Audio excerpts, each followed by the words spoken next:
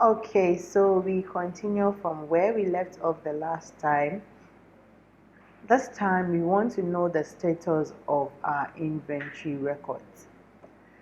So to begin, let's put in here the formula that will let us see the status of our inventory. So we use the if function to do so.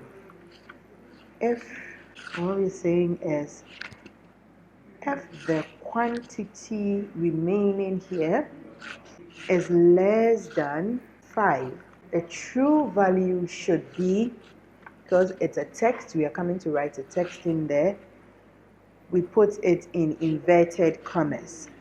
So we wanted to say reorder. Then we close the inverted commas. The next value is our false value. So the false value is if this condition is not met, what should happen? Now what we want happening is it should leave an empty space. So we put a quote, then we hit the space bar and we close the quote. That should indicate our blank or empty value. We then close the formula and hit the return key or the enter key on the keyboard. Let's see if our formula worked right. So let's say we sell 20 of this. Yes, it gave us reorder. Let's say we just sell 1 of this and it gives us blank. So now we can drag this formula all the way down, and now you realize all those that are less than 5 appears as reorder. Now let's format it again. Let's give it a color so that whenever it's reorder, we get that color. To do that, we use what we call the conditional formatting.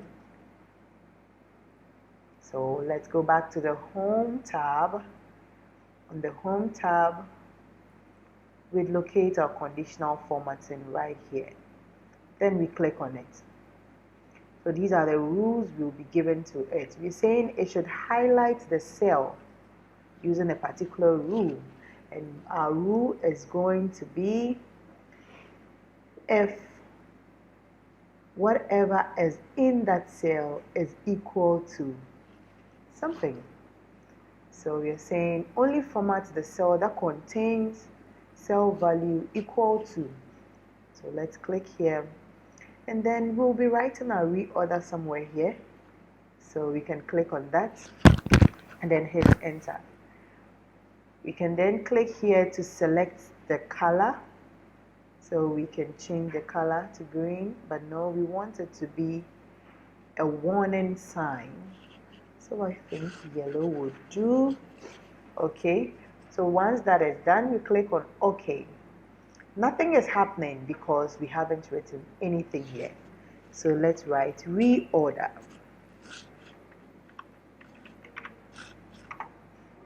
Yes.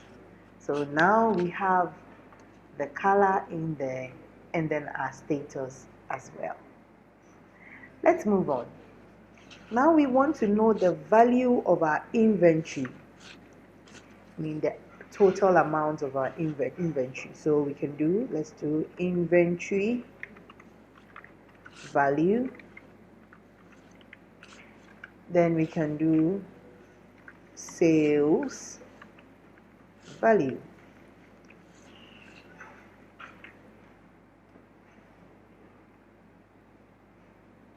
So now the inventory value is going to be our price times the quantity that we had, I mean the original stock, and then the sales value is going to be the sold quantity and our price. So we use the formula called product. So we can do equal to product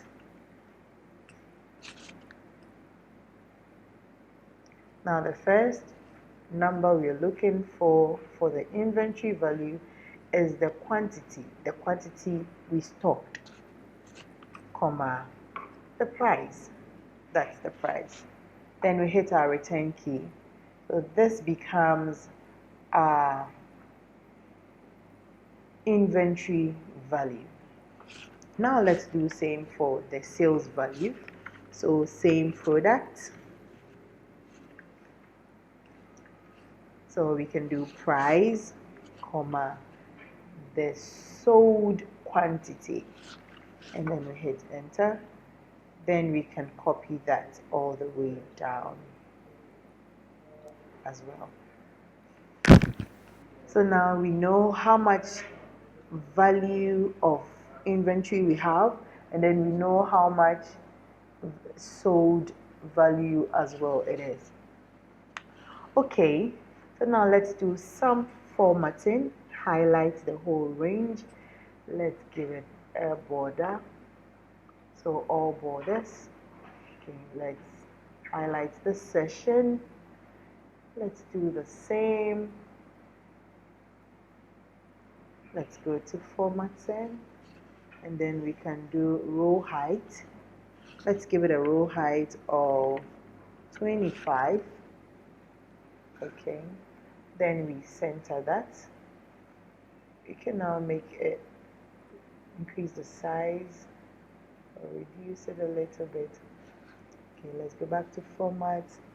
Let's do column width. We want to give it a column width of 16. Okay, so that spreads that out, and we want it to be in the middle. Okay, then we can give it a color, a border, an overlay color, like so. Okay, let's zoom out a little bit so that we get to see.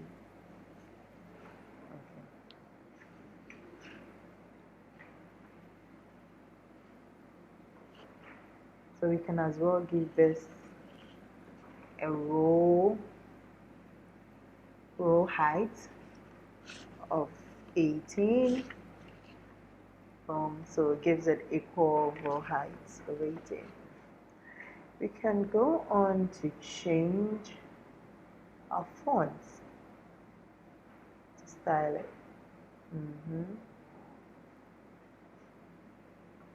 Make it look this way.